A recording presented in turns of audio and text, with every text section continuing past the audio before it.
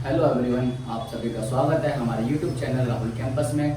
आज हम आपको 10th क्लास यूपी बोर्ड और सीबीएसई बोर्ड दोनों के लिए ही बहुत महत्वपूर्ण चैप्टर जिसका नाम है रासायनिक अभिक्रियाएं तथा उनके प्रकार, उसको समझाने जा रहे हैं, जो कि आपके लिए बहुत महत्वपूर्ण सिद्ध होगा। इस वीडियो को लगातार देखते रहें। तो शुरू करते हैं। चलिए, रासायनिक अभिक्रिया तथा उनके प्रकार। तो फर्स्ट ऑफ ऑल सबसे पहले हम आपको बताते हैं कि रासायनिक अभिक्रिया किसे कहते हैं, रासायनिक अभिक्रिया होती क्या है। जैसे कि आप लोग देखते हो, रासायनिक अभिक्रिया डेली बेस के लाइफ में आपको बहुत सारे परिवर्तन देखने को मिलेंगे। जैसे कि रासायनिक परिवर्तन और भौतिक परिवर्तन, दो प्रकार के परिवर्तन होते हैं। जनरली भौतिक परिवर्तन में तो हम रासायनिक में इंक्लूड नहीं करते, मतलब उनको हम रिएक्शन के तौर पर नहीं लिख सकते। लेकिन जो रासायनिक परिवर्तन होते हैं, जैसे दही कैसे बनती है, और जब हम खाना पचाते हैं या हम सांस लेते हैं, किसी चीज का जलना, ये सभी जो है रासायनिक परिवर्तन है। और इनको हम लिखने के लिए रासायनिक समीकरण का यूज करते हैं। तो आज हम उन्हीं सब के बारे में पढ़ेंगे।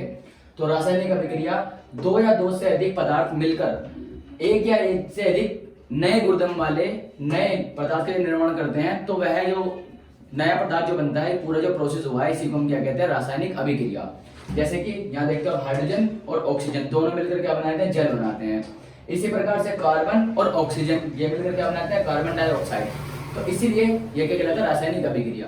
तो रासायनिक अभिक्रिया को लिखने के लिए हम यूज क्या करते हैं, रासायनिक समीकरण। यानी कि रासायनिक अभिक्रिया को संक्षिप्त रूप में लिखना क्या कहलाता है, रासायनिक समीकरण कहलाता है। जैसे कि अगर हम कहें हाइड्रोजन प्लस ऑक्सीजन को लिखना चाहें, तो उसको बार बार जब आप लिखोगे तो आपको पता है आपका टाइम भी ज्यादा लगेगा और उसमें फिर बार बार ज्यादा स्पेस फिल हो जाएगा आपका। तो उसको शॉर्ट रूप में लिखने के लिए, संक्षिप्त लिखने के लिए हम रासायनिक समीकरण का उपयोग करते हैं।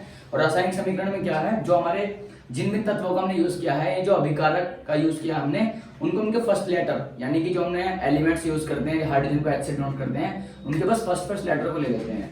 जैसे कि आप देखेंगे यहाँ पर रासायनिक समीकरण लिखने के लिए हमारे पास दो चीजें होती हैं, एक होता है लेफ्ट हैंड साइड, एक होती है राइट हैंड साइड। हमेशा लेफ्ट हैंड साइड में अभिकारक यानी जो रिएक्टेंट होते हैं, जिन पदार्थों में बनाना है वो रखते हैं, और दूसरी तरफ जो उत्पाद होते हैं उसको हम राइट हैंड साइड में रखते हैं। ठीक है गाइस, जैसे कि आपको दिख रहा होगा Mg+O2, मैग्नीशियम और ऑक्सीजन मिलकर क्या बनाते हैं, मैग्नीशियम ऑक्साइड बना लेते हैं। उसी प्रकार हाइड्रोजन और क्लोरीन मिलकर क्या बना लेते हैं, 2HCl, यानी कि हाइड्रोजन क्लोराइड बना लेते हैं। हाइड्रोजन क्लोराइड गैस भी होती है और हाइड्रोजन क्लोराइड एसिड भी होता है। अब आगे चलते हैं रासायनिक अभिक्रिया के प्रकार। रासायनिक अभिक्रिया वैसे तो कई प्रकार की होती हैं, लेकिन मेनली हमें जो पढ़नी है 6 प्रकार की है। यहाँ पर हमने 4 को डिस्कस किया है, इसके आगे हम दूसरे और बताएंगे आपको। पहला है रासायनिक अभिक्रिया, जैसे कि संयोजन अभिक्रिया। दूसरी होती है वियोजन अभिक्रिया। वियोजन अभिक्रिया भी 3 प्रकार की होती है, जैसे कि प्रकाशीय वियोजन, दूसरा होता है विद्युत वियोजन, ऊष्मीय वियोजन, और तीसरा होता है विद्युत वियोजन।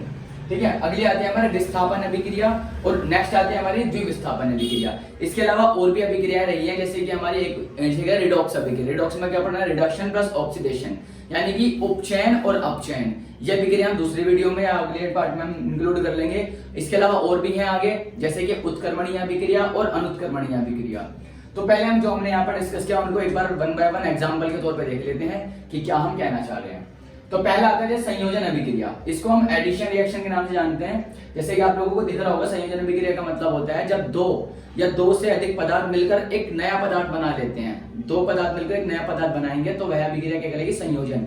जैसे हम बात करें A + B मिलकर क्या बना रहे हैं, C बना रहे हैं। तो जो A और B है वो तो अभिकारक हो गए, जो मिला है C वो उत्पाद हुआ। तो इसका मतलब 2 ने मिलकर एक बनाया।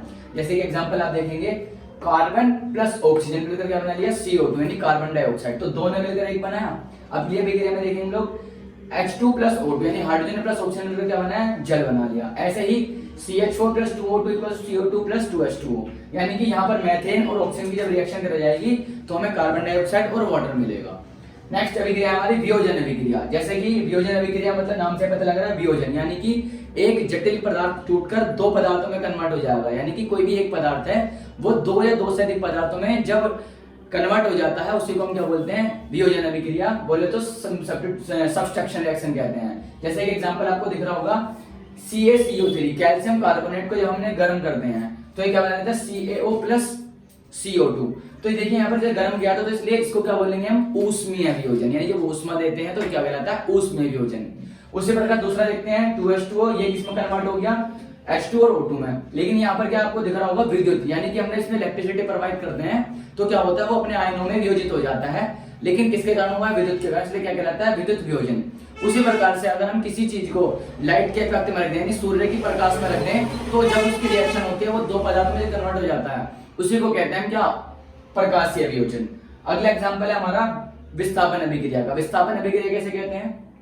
जब हम दो पदार्थों का रिएक्शन कराते हैं तो उसमें से एक पदार्थ का एक भाग टूटकर दूसरे पदार्थ के साथ रिएक्ट कर लेता है, तो विस्थापन अभिक्रिया कहलाता है। जैसे कि हम एग्जांपल बताते हैं, AB प्लस हमने रिएक्शन कराई C से, तो यहाँ पर आप देखोगे AB प्लस C, तो यानी A जो इंक्लूड हो जाएगा वो C से और B अलग हो जाएगा। ठीक है, तो एग्जांपल देख लेते हैं। जैसे यहाँ पर आपको दिख रहा होगा CuSO4 प्लस Fe, तो यहाँ से आप देखोगे ये जो Cu वाला पार्ट है वो अलग हो गया है और इसके साथ Fe इसके साथ जुड़ गया है, तो यानी यहाँ से किसका विस्थापन हुआ है? Cu का, तो इसलिए कौन सी अभिक्रिया कहलाएगी? विस्थापन अभिक्रिया।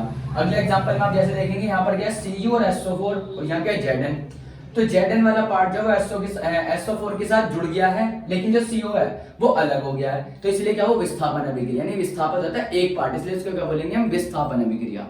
ठीक है, अगला एग्जांपल है हमारा द्विविस्थापन अभिक्रिया। जैसे नाम से ही पता लग रहा है कि द्विविस्थापन, दो चीजों का विस्थापन हुआ होगा। एग्जांपल के तौर पे अगर हम बात करें NaCl और AgNO3, यानी सोडियम क्लोराइड और अर्जेंटिनम नाइट्रेट, दोनों की जब रिएक्शन कराते हैं तो अर्जेंटिनम तो क्लोराइड बन जाता है और सोडियम नाइट्रेट बन जाता है, यानी कि इसका ये वाला पार्ट इसके साथ इंक्लूड हो जाता है और इसका ये वाला पार्ट इसके साथ इंक्लूड हो जाता है, यानी दोनों के साथ जुड़ जाते हैं।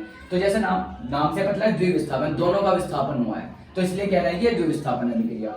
अगला एग्जांपल देखेंगे, BaCl2 plus Na2SO4 equals to BaSO4 plus 2NaCl।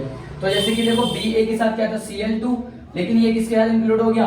Na के साथ, तो NaCl बना लिया। इधर यहाँ पर क्या था हमारा? SO4 के साथ इंक्लूड हो गया Ba के साथ, तो यहाँ पे आप देखते हो दोनों का विस्थापन हो गया है, इसलिए यह अभिक्रिया क्या कहलाती है? हमारी द्विविस्थापन अभिक्रिया। तो अगला एग्जांपल है हमारा, जो हम बात करेंगे आगे, उत्क्रमणीय अभिक्रिया, अनुत्क्रमणीय अभिक्रिया, और आगे दो और रिएक्शन रहेंगे जिनका नाम है रिडॉक्स अभिक्रिया, यानी उपचयन, औपचयन। Okay guys.